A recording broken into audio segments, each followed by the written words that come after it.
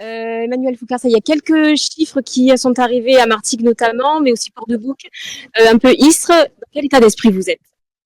Satisfait du résultat, puisque apparemment je suis en tête sur Istres, sur Foz je vais être en tête. Pour Saint-Louis, visiblement j'ai une très courte avance, et puis Martigues, surtout Martigues, je suis en avance. Donc satisfait du résultat, je remercie les électeurs qui se sont déplacés, c'est l'essentiel. On a eu une très forte participation, des résultats assez records en termes de participation. Et ça se traduit aujourd'hui par le résultat des urnes. Il y a des bureaux de vote qui ne vous étaient pas acquis et qui désormais le RN s'impose.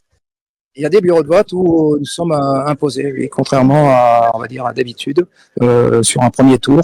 Oui, il y a des bureaux de vote qui ont préféré voter pour le Rassemblement national, que je représente, et pour porter Jordan Bardella, Premier ministre. Qu'est-ce qui les séduit dans la campagne du RN? Pourquoi ce revirement de situation? Alors, c'est la politique qu'on mène, c'est ce qu'on propose. Les trois thèmes principaux, le pouvoir d'achat, la lutte contre l'immigration clandestine et la sécurité. Ce sont des thèmes où il y a une attente très forte des Français, là où Emmanuel Macron et ses gouvernements n'ont jamais répondu. Et donc, ils étaient appelés à revenir aux urnes. Et donc là, il y a une vraie attente et une vraie volonté de ce changement. Et c'est pour ça qu'ils ont porté leur voix pour moi et pour Jordan Bardella. Dernière question avant de vous laisser, parce que je sais que vous êtes pressé. L'entre-deux tours, là, vous allez faire campagne, on va vous voir dans les rues de la circonscription.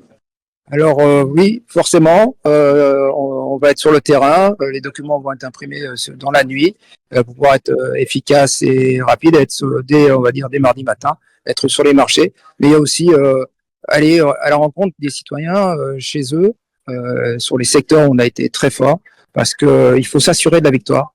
On a un petit réservoir de voix avec les voix de Reconquête et de Debout la France, mais il vaut mieux assurer la victoire et aller dans les secteurs où on a été très fort pour aller chercher encore les abstentionnistes.